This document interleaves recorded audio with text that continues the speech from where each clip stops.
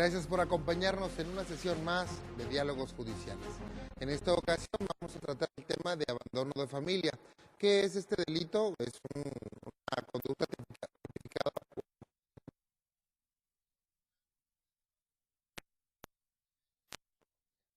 Entonces vamos a presentar a nuestros expertos que nos acompañan el día de hoy, a quienes agradezco que hayan aceptado la invitación para asistir.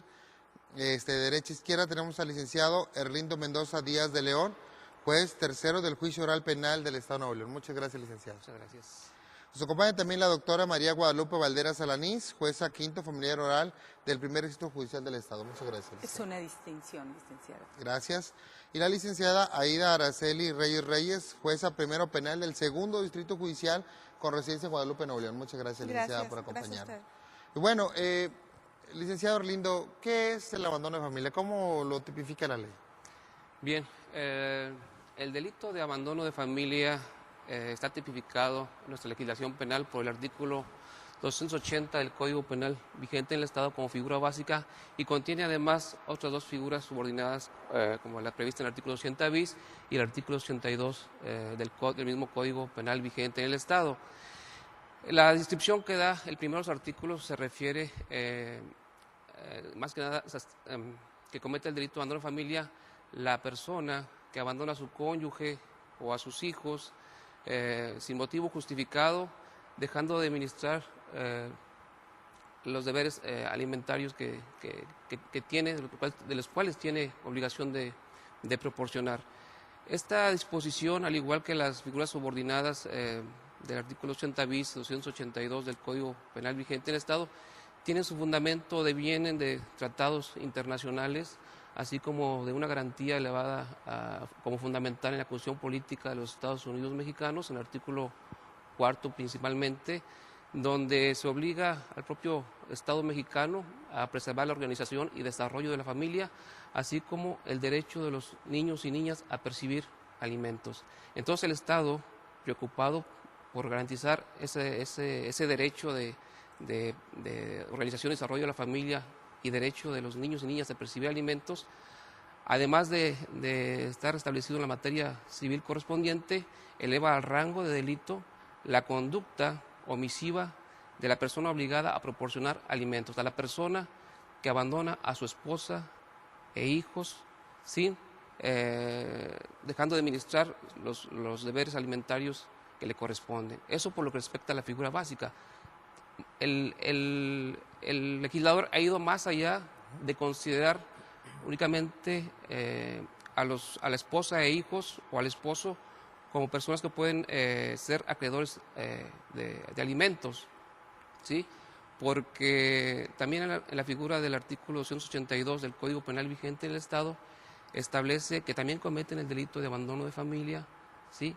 Quien habiendo sido condenado por sentencia, ¿sí? a dar alimentos, deja de cumplirlos, deja de darlos sin causa justificada.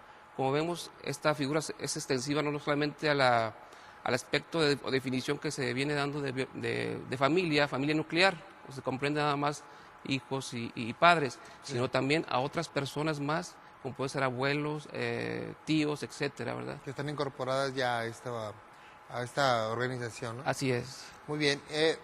Bueno, aquí entramos en el ámbito familiar. La licenciada Valderas, de amplia trayectoria en este tema, nos podrá decir, claro que, como lo comenta el licenciado Erlindo, eso deviene de tratados internacionales, pero obviamente también viene de un raciocinio muy básico de proteger la estructura básica de la sociedad como es la familia. Los alimentos que comprenden y cómo se protege antes de que venga el delito. Sí, bueno, la forma en que se protege antes de que venga el delito es que el artículo 4 constitucional establece la obligación que tienen los padres de dar alimentos a los hijos. Y también nuestras legislaciones civiles hablan de la obligación que nace entre los consortes cuando contraen matrimonio. La forma en que, para que no se tipifique este delito y que un padre o una madre, es cumplir con las obligaciones inherentes, claro, las que se adquieren con el matrimonio, las que se adquiere cuando se tiene un hijo. Si no se cumple, afortunadamente en nuestra legislación penal existe esta figura jurídica. ¿Por qué? porque se le va a obligar a la persona a que cumpla. La Suprema Corte de Justicia recientemente, la semana pasada, el día 3 de febrero, acaba de resolver la primera sala, inclusive todavía no aparece la jurisprudencia, acaba de resolver en el sentido de que es obligación, de este delito, ¿verdad?, se tipifica cuando las personas no cumplen con la obligación. Actualmente se está engrosando dicha jurisprudencia, pero es consultable la información que estoy dando en la página principal de la Suprema Corte de Justicia. Entonces, si un padre o una madre no cumple con su obligación de dar alimentos, que va inherente a la patria potestad. La patria potestad es una figura jurídica que da derechos y obligaciones a los padres, pero a los hijos únicamente tiene derechos. Entonces, si el padre o la madre no cumple, hay que ejercitar la acción correspondiente. Hay personas que piensan, y es precisamente lo que resolvió la Corte, no es necesario que primeramente se ejercite el juicio sumario de alimentos o que devenga de un divorcio por mutuo consentimiento. Se puede hacer directamente ejercitar la acción penal. Muy bien. Bueno, cuando se refiere a que es que abandone a la esposa y los hijos, me imagino que es porque también la figura contempla el concubinato, ¿no? Que es vamos a decir, la procreación de otras personas que no están casadas, de hijos y que tienen la obligación también de mantenerlos, de alimentarlos y demás. En este caso también se puede dar esta situación, ¿o se ha equivocado? En cuanto a la figura principal, que es la que está contenida en el artículo 280, únicamente contempla al cónyuge, o sea que tiene que existir, ¿verdad?, el matrimonio civil previamente. Ajá. También contempla a los hijos. En cuanto a los hijos, no hace una distinción, pueden ser hijos dentro del matrimonio o fuera del matrimonio. Entonces, en este caso, el concubinato no lo contemplaría esta figura, pero como lo dice aquí el compañero, el licenciado Erlindo, entonces entraría en una de las figuras equiparadas al abandono de familia, que también contempla la ley en el artículo 282, siempre y cuando una persona que es el activo haya sido condenado a pagar una pensión alimentaria, y dejare de cubrirla sin algún motivo justificado. En este caso, los motivos justificados pues, serían los más obvios, ¿no? Perder el trabajo, estar incapacitado y demás. Pero cuando se hace la investigación, en este caso hay que recordar a nuestro público que antes que lleguen con los jueces se hace siempre una investigación, una averiguación previa por el Ministerio Público y el Ministerio Público tiene que comprobar al acusar que no hay esa justificación, ¿no? Para que el juez en todo caso pueda iniciar el proceso. Así es. Cuando una persona se siente con derecho a pedir alimentos y la persona que está obligada no los quiere proporcionar, como lo dijo la doctora Valderas, puede acudir instintamente a la vía civil o puede acudir directamente a una denuncia ante la agente del Ministerio Público, ¿sí? No es requisito previo agotar la materia civil, la vía civil, el derecho a pedir alimentos a esa vía, para acudir a la materia penal. Entonces, una vez que el Ministerio Público recibe la denuncia de la persona acreedora de alimentos, tiene la obligación de hacer la investigación correspondiente, entre ellos recabar la denuncia, escuchar al denunciante, escuchar a los testigos que conozcan la vida familiar que se llevó con la persona que cometió, la que está haciendo omisa en proporcionar alimentos, darle posiblemente el derecho de audiencia a la parte indiciada o la parte que es denunciada para que él pueda defenderse y explicar el motivo, el por qué no ha cumplido con los alimentos que se le están reclamando en la vía penal, ¿sí? Si esta persona no justifica, ¿sí?, el por qué no ha proporcionado los alimentos a los que tienen derecho los hijos o la esposa o cualquier otra persona de acuerdo a la ley, entonces definitivamente que el Ministerio Público tendrá la opción, una vez agotada su obligación previa, es decir, recabado todos los datos en su investigación, de determinar si los hechos denunciados son constitutivos de delito o si no lo son. Si son constitutivos de delito y se justifica la participación del indiciado, del inculpado, si éste no demostró causa justificable por la cual no proporcionó los alimentos, entonces el Ministerio Público tendrá que ejercitar la acción penal ante un juez, y el juez resolver sobre la petición correspondiente relativa a la orden de aprehensión, que en este caso lógicamente va a solicitar el agente del Ministerio Público. Pero sí, es una carga para el inculpado, en este caso, demostrar el motivo por el cual no está proporcionando alimentos. O bien que lo está proporcionando. Así es. Bueno, habíamos quedado una pregunta y se quedó, ¿qué eran los alimentos? Muy bien. ¿Qué comprende este concepto? Sí, los alimentos comprende todo lo relacionado con la comida, con la habitación, con la educación. Inclusive nuestra legislación habla sobre la recreación. Los menores tienen derecho a recreación y que esto debe de darse con base en el artículo 4º constitucional por los padres. Entonces, todo lo que el menor necesita para subsistir o un consorte. También cuando uno de los consortes no trabaja, llámese hombre, llámese mujer, nuestra ley no distingue en ese aspecto, puede demandar al otro cónyuge los alimentos. ¿Sí? El licenciado Erlindo hablaba desde el punto de vista penal. Eso es lo que se tiene que hacer para tipificar el delito. Claro. Desde el punto de vista familiar, ¿qué es lo que acontece? La persona tiene que promover un juicio sumario de alimentos en el cual se va a manifestar las necesidades que tiene. Es muy importante que cuando se promueva un procedimiento se establezca y se justifique, si es posible desde un principio, cuáles son las necesidades que se tienen. En ocasiones no puede tener una misma necesidad un niño de 6 años que uno de 10, o un niño de 10 años que tiene una discapacidad, ¿sí? También se debe de justificar si ocurren a una escuela pública, a una escuela privada, si rentan casa, si hay un contrato de arrendamiento, etcétera. Esto es muy importante porque muchas veces se hace o se piensa que es muy básico, bueno, vete a la escuela pública y tal, cuando tenían un modo de vida que a lo mejor era distinto, ¿verdad? Claro. Y que se tiene que conservar, pero vamos a platicar eso después de un pequeño corte. Vamos a hacer un corte aquí en Diálogos Judiciales. Le recordamos que tenemos un correo electrónico para sus comentarios y sugerencias, que es tribunal@pjenl.gov.mx. Asimismo, tenemos los teléfonos 2020-6002 y 2020-6003 para estos mismos conceptos, los cuales pueden marcar en horario de oficina. Volvemos un instante aquí a Diálogos Judiciales.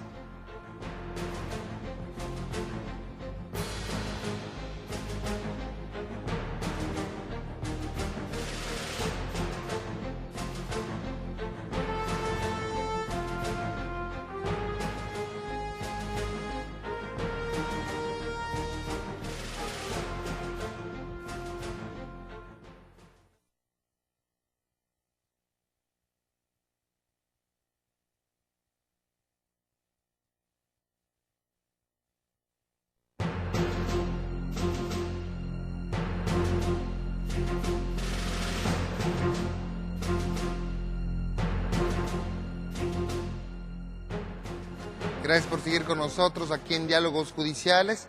Este es un programa de esfuerzo conjunto del Poder Judicial del Estado de Nuevo León y de TV Nuevo León para aumentar nuestra cultura de la legalidad. El tema del día de hoy es abandono de familia, desde el ámbito penal y desde el ámbito de la materia familiar. Estamos tratando de observar cómo se configura este delito, también cuáles son sus consecuencias y cómo, pues en todo caso, podemos evitarlo, ¿no? Estamos hablando ahorita de los alimentos, de que hay es un concepto bastante amplio, incluso también se ve la cuestión de recreación de los menores, que muchas personas dicen, no, pues llevarlos al cine o llevarlos a pasear no es prioritario, pero sí lo es, lo vemos. Comentaba yo ahorita que unas cosas que nos enseñan en la Escuela de Derecho, que es siempre en los principios, cuando vemos estos conceptos, es que los elementos no son básicos, sino que están de acuerdo al modo de vida que se les dio en un principio. Por ejemplo, si una familia tiene un estilo de vida de, no sé, medio alto, donde tienen cierto tipo de oportunidades de casa propia, escuelas privadas, vehículos y demás, entonces la concepción de los alimentos debe ser en ese medio, en ese entorno. No, el señor puede salirse, puede dar 15,000 pesos, dar nada más 1,000, porque pues, la puedo enviar a la escuela pública y puedes comprar ahí la despensa que venden en Sam's, ¿no? Sí. En este caso es, ¿cómo lo visualiza el juez? ¿Cómo hace para tener esa visión general? Sí, nuestra legislación nos da la pauta para dicha circunstancia. El artículo 311 establece que la pensión alimenticia se va a fijar con base a las necesidades y a la capacidad. por eso lo que le refería hace un momento, si cuando se presenta una demanda de alimentos se nos justifica estas circunstancias de que efectivamente los niños se encuentran en una escuela particular, vamos a suponer que ahorita en el mes de febrero se presenta una demanda de alimentos y los niños se justifica que están en una escuela particular. Pues obviamente el juez tiene que fijar una pensión con base a esa circunstancia. Al juez hay que darle elementos para que él pueda resolver lo más ajustado. Estamos hablando de una pensión provisional y también lo importante, la capacidad económica del demandado. En estos tiempos de crisis nos hemos topado con circunstancias de que efectivamente cuando la familia vivía juntos, el señor tenía un salario bastante decoroso que alcanzaba para cubrir todas estas necesidades. Pero ahorita en la actualidad ya le rescindieron su contrato de trabajo, ya no lo tiene. Entonces, tenemos que escuchar también lo que manifieste esta persona al contestar, por eso tiene la oportunidad procesal de manifestar y justificar. Entonces, a un niño no se le va a sacar a mediados, en febrero, de la escuela. ¿En qué escuela particular lo van a admitir? ¿Sí? Entonces, hay que ver conforme la liquidación que le dieron al señor o con la capacidad económica que se cuenta la familia, pues para tratar que esa familia continúen esos niños en la escuela y en el mes de agosto, septiembre del próximo año ya vayan a una escuela oficial si las necesidades no cambian. Entonces, de ahí la importancia que cuando se presente un juicio sumario de alimentos, al juez le den elementos para que pueda determinar la capacidad y las necesidades de las personas. Igual, le puedo decir que hay en ocasiones que el padre sale del domicilio por razones personales con la consorte y se desobliga, no obstante que tiene capacidad, pues precisamente para eso estamos los tribunales judiciales, para tratar de poner en orden aquella familia, porque no hay que olvidar que aunque los consortes se separen, se divorcien, etcétera, las obligaciones van a continuar respecto a los hijos. Entonces, no se puede fijar unilateralmente. La pensión no puede decir el padre, si daba 15,000 pesos y que son las necesidades que tiene la certeza que es lo que la familia necesita para subsistir, pues ahora que se salió no puede decir, pues doy 3,000 pesos. Definitivamente que no. Por eso se ocurre y por eso el delito se tipificó desde el punto de vista penal. Entonces, una persona puede ocurrir directamente ante el juez penal o ante los juzgados familiares. Cuando la persona no cuenta con recursos suficientes para hacer valer estas acciones, es importante que sepan que existe la Defensoría de Oficio, a la cual se asiste y se da toda la información y se presenta posteriormente a los tribunales judiciales familiares. También es trascendental resaltar que en Nuevo León, desde el año 2007, los procedimientos de alimentos son más que sumarísimos, son muy rápidos con la oralidad. Inmediatamente los jueces, la principal obligación que tenemos es de salvaguardar a la familia, pero sobre todo a los menores o a los consortes que están necesitados. Muy bien. De hecho, como lo comentaba la doctora Lupita Valderas, es la oralidad ahora, la nueva visión que se tiene para resolver esos conflictos en el área familiar. Pero también es la modalidad oral, la materia penal, la que ahora visualiza también este concepto en la materia de abandono de familia. Yo veo de repente como una contradicción, a lo mejor en la materia penal, el pensar que el delito se puede ver ahí porque, por ejemplo, si se acusa vamos a ponerlo a un hombre de que no da el dinero suficiente para alimentar a sus hijos, para darles cubrir todas sus necesidades básicas, pues bueno, de prenderle una acción penal, que el juez lo mande a prender, le dé previsión preventiva, pues si no cumplía afuera, pues menos cumplía adentro. ¿Cómo se visualiza esto por parte de los jueces y cómo se hace o se lleva a cabo este procedimiento? Bueno, yo pienso que al que está incumpliendo, ¿verdad? Que en este caso, en el ámbito penal, ya va a ser un indiciado, un inculpado, pues su libertad también es algo muy importante para él.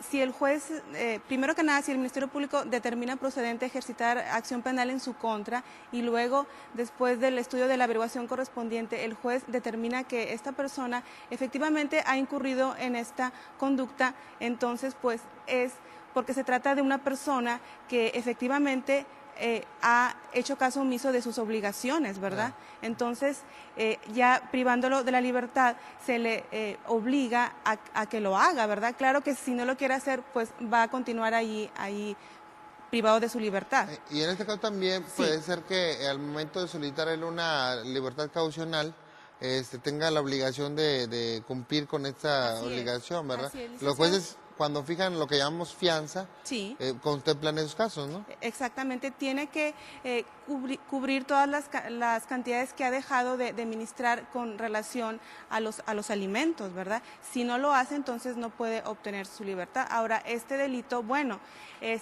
atenta contra la familia, pero el bien jurídico tutelado pues es la vida humana, porque es un delito de peligro. Desde el momento en que se le deja ya sea a los hijos o al cónyuge sin los elementos de vida necesarios para su subsistencia, entonces ellos están en riesgo. Entonces por eso es la importancia de proteger desde el ámbito penal, ¿verdad? Estas situaciones, porque pues también es una forma de educar a las personas a que hagan cargo y se enfrenten a sus obligaciones. Claro, yo pienso que muchas veces nosotros captamos o tenemos la visión del delincuente como una persona, pues así, tatuada y todo lo demás, pero bueno, hay delincuentes que son también peligrosos y llevan a efecto una conducta delictiva también muy perjudicial para la sociedad, como por ejemplo las personas que teniendo los recursos, que teniendo el conocimiento de su obligación, pues dejan a los hijos a ver cómo les vaya, ¿verdad? A la buena de Dios, como dicen, y eso pues realmente es una omisión que pues, daña mucho a la estructura social, al tejido social. El delito ahora que se persigue por la vía oral también, bueno, aparte de eso, tiene otras salvedades como sería la suspensión del procedimiento y demás. ¿Aplica en este caso también esos tipos de beneficios? Sí, fíjate, y abundando un poquito más en el tema de la pregunta anterior que tingentemente contestó la licenciada Aida, la prisión preventiva, pues ahorita en nuestro sistema, no obstante que estamos incursionando en el sistema acusatorio, todavía tenemos resabios del sistema mixto. Entonces tenemos todavía ese resabio de la prisión preventiva como máxima dentro del procedimiento penal, ¿sí? Y la excepción de la libertad bajo de fianza. Pero dentro de nuestro cambio gradual que estamos haciendo al sistema acusatorio, fue una reforma gradual en el año 2004 en el cual también se implementó un procedimiento de suspensión a prueba del procesado, ¿sí? En este caso se exige que el delito no sea castigado con pena mayor de 8 años de prisión, que haya acuerdo de reparación de daño entre víctima, parte ofendida e inculpado, que se fije bien el acuerdo de reparatorio, que exista voluntad de la parte ofendida, del Ministerio Público. Y bajo ese contexto, entonces el Estado, dentro de la reforma integral que se está realizando, tiene una salida alterna a una sentencia, o en este caso a la prisión preventiva, porque aún en ese caso, el procedimiento, suspensión del procedimiento prueba, aún y cuando no garantices el pago de la reparación de daño, se puede llegar a un acuerdo con la parte afectada. ¿En qué? En pago en parcialidades, en pago en ciertos tiempos, en fin, ¿no? Y claro, el procedimiento, como su nombre dice, se suspende hasta que se cumpla con el mismo y que en este caso que la parte inculpada haga el pago total de reparación de daño en cierto tiempo que fije el juez. Claro, eso entre otras condiciones que también puede imponerle a la persona que está siendo procesada. Entonces, ese es un pequeño cambio que ha estado surgiendo con el procedimiento acusatorio, con la reforma, ¿sí? En relación con la prisión preventiva. Es una forma... Puede ser un pequeño cambio dentro de la estructura del proceso, pero es un gran avance porque estamos hablando entonces de una justicia restaurativa, es decir, que busca primero que se solucione el problema antes de castigar a alguien y meterlo a la cárcel sin sentido, ¿no? Sí, porque resulta incongruente lo que tú dices, o sea, perdón, la incongruencia de la propia ley. ¿Cómo puedes tener privado de la libertad a una persona y a la vez le exiges que que cumpla con pago de alimentos, sabiendo que privado de la libertad no vas a percibir ingresos, no vas a contar con un trabajo, vas a estar en una prisión, Sí. ¿sí? Una prisión preventiva, donde pues no hay fuentes de trabajo, ¿no? Y si las hay, tal vez la remuneración sea mínima y básica para su subsistencia del propio interno. Entonces, por eso pues el avance, ¿no?, en el derecho, en la justicia, de privilegiar los acuerdos reparatorios, ¿no? En este caso, como mediante la suspensión del procedimiento a prueba del procesado. En la materia familiar el procedimiento es ejecutivo, ¿verdad? Es decir, se busca que se garantice primero este Sí, derecho. es sumamente importante lo que los compañeros jueces penales establecen, precisamente si la ley es estricta, ¿verdad? Es con aquellas personas que no cumplen. Entonces, de ahí la importancia de que la gente que está escuchando este programa, las personas que están incumpliendo con las pensiones alimenticias, sepan que está tipificado en el Código Penal y que tarde que temprano se va a hacer valer esos derechos de esos menores. Aquí, efectivamente, inmediatamente se fija la pensión alimenticia provisional, dadas las necesidades. A un niño no se le puede decir, no vas a comer el día de hoy, o no vas a ir a la escuela, o no te vas a vestir, ¿sí? Entonces, la importancia es que los padres, las madres cumplan con esas obligaciones alimenticias y que no dejen pasar el tiempo. Ante 1, 2, 3 veces que incumplen, inmediatamente que comparezcan a los tribunales, porque después se traen las consecuencias. Una persona detenida, para poder salir, para para otorgar la fianza, va a tener que garantizar aquellas pensiones. Desde el punto de vista familiar también, te fijo la pensión provisional porque los menores y la familia los necesita. Claro. Bueno, vamos Sí. a hacer un pequeño corte en diálogos judiciales, volvemos un instante. Les recordamos que el Poder Judicial del Estado también tiene una página electrónica donde puede encontrar valiosa información, que es www.pjenl.gov.mx. Volvemos en un instante.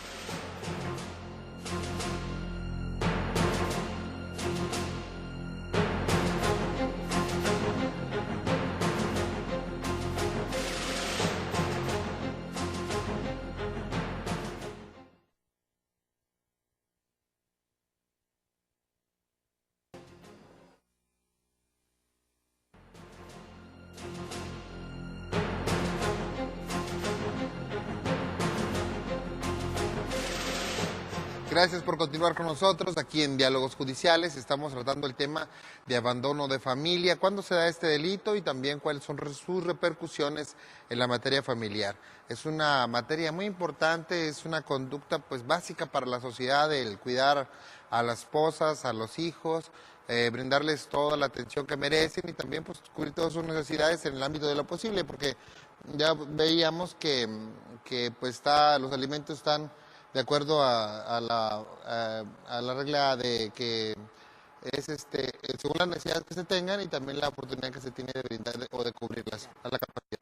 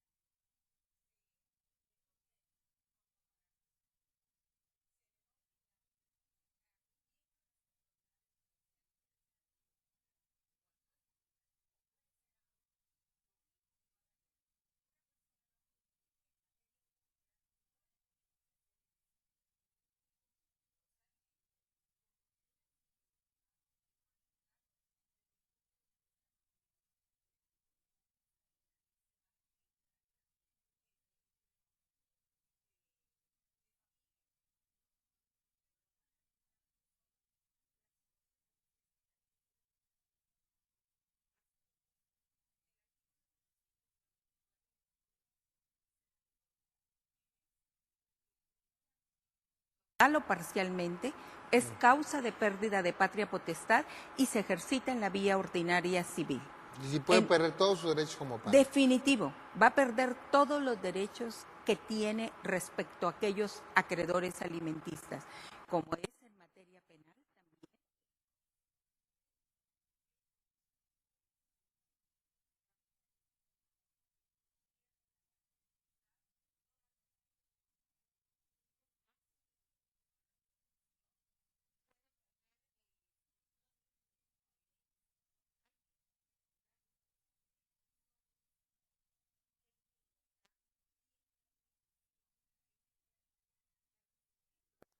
Entonces, ¿qué pasa con aquellos padres de familia? En ocasiones nos encontramos circunstancias en los juzgados que se invierten los papeles. Ahora viene el padre de familia a demandar a los hijos, que los hijos ya tienen 22, 23 años.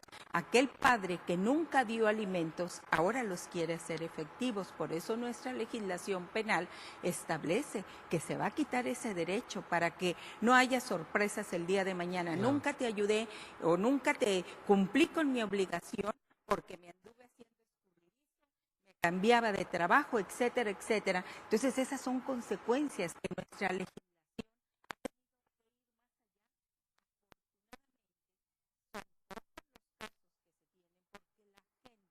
entiende cuál es la situación. Entonces eso es también importante que se sepa. Vas a pagar las pensiones alimenticias, va a estar tipificado el delito, vas a quedar, como quien dice, fichado porque tú te dices, establece, y vas a perder todos los derechos que tienes sobre los hijos. Entonces, no queda otra más que cumplir. ¿Qué pasa cuando un padre de familia, su situación económica cambia, como decíamos, con la crisis económica? Hay que acudir a las autoridades.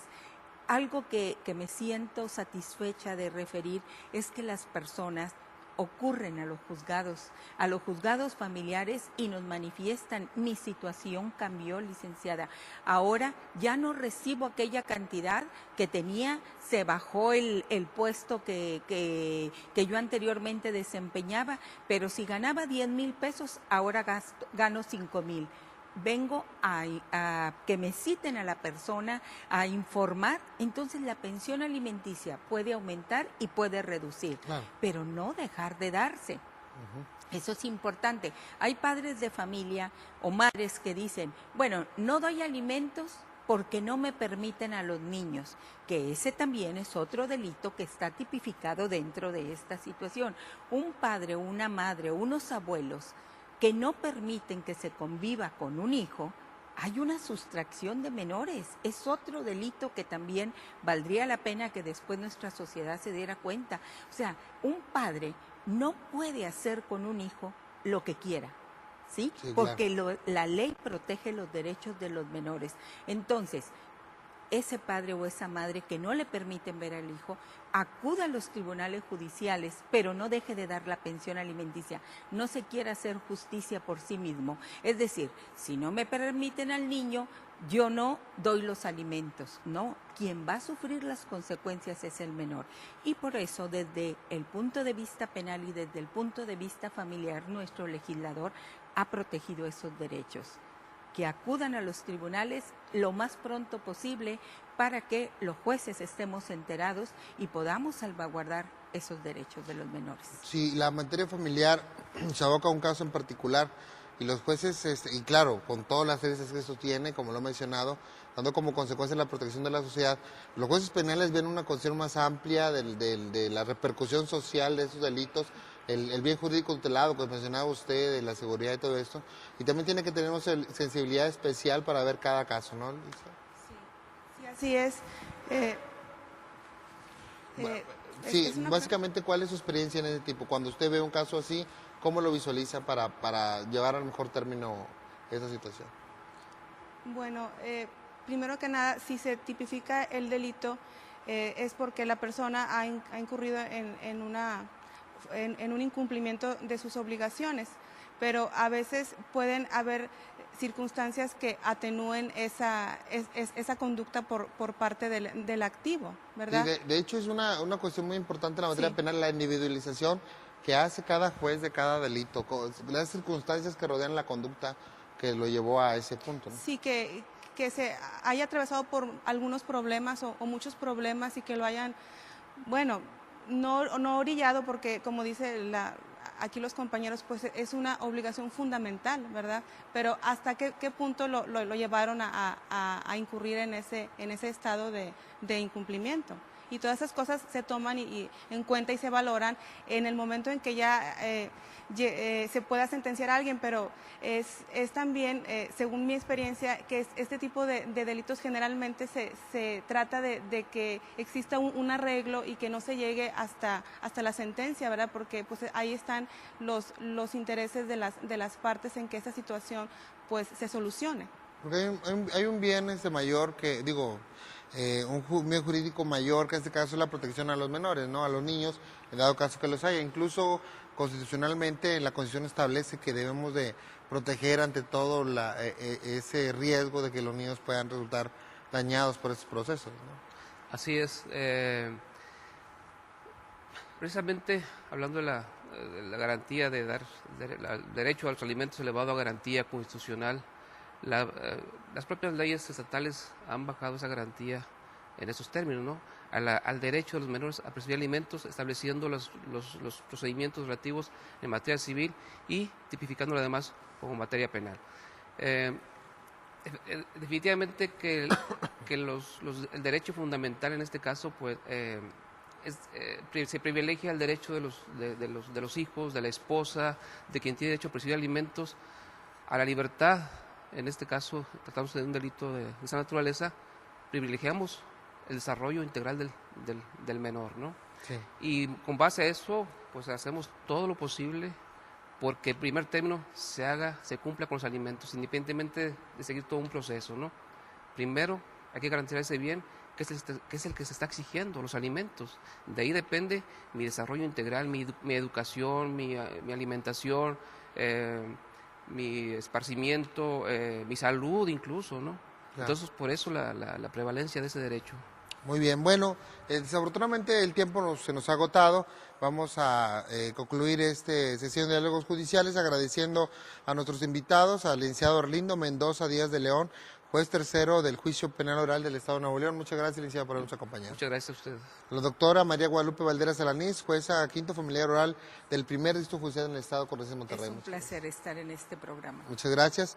Y a la licenciada Aida Araceli Reyes, jueza primero penal del segundo distrito judicial con residencia en Guadalupe, Nuevo León. Muchas gracias por habernos acompañado, licenciada. Muy amable por su invitación, licenciado. Y a usted también, muchas gracias por habernos acompañado aquí en Diálogos Judiciales. Le recordamos nuestro correo electrónico tribunal@pjnl.gov.mx, nuestros teléfonos 2020-6002 y 2020-6003. Envíenos sus comentarios, sugerencias, temas que quiere que tratemos e incluso alguna problemática que podamos apoyarle aquí en el Poder Judicial del Estado. También le recordamos que tenemos la página electrónica www.pjnl.gov.mx, donde puede encontrar valiosa información para su vida diaria y bueno, lo esperamos en la próxima sesión de Diálogos Judiciales. Muchas gracias.